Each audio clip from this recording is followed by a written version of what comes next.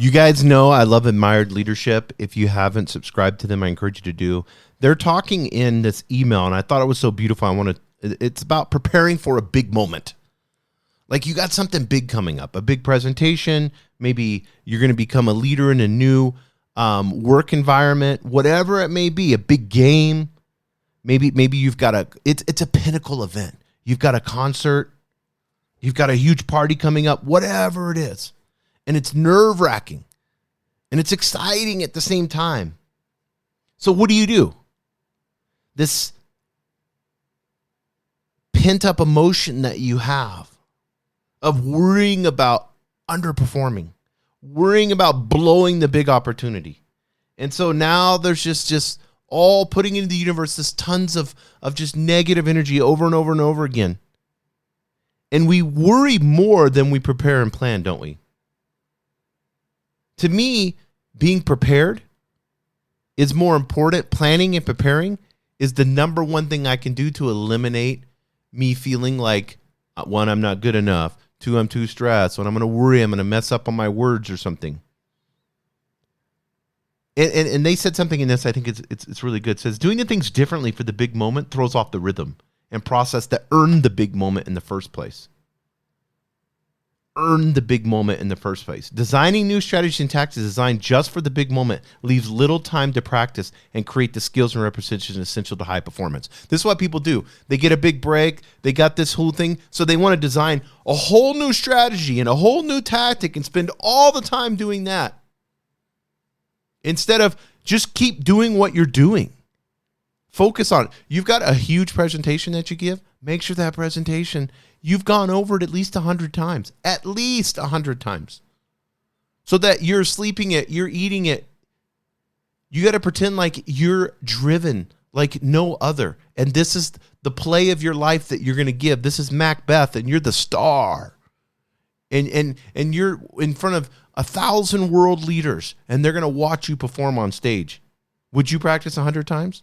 Guarantee you would. Pretend your presentation, execute. You don't need to create new tactics and strategies.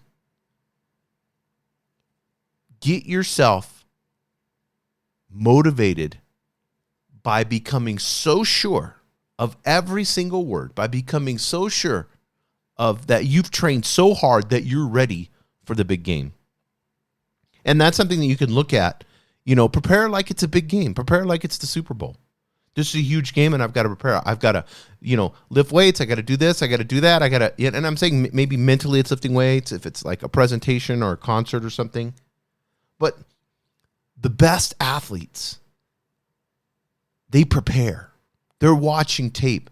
They are dedicated to that big day to be ready.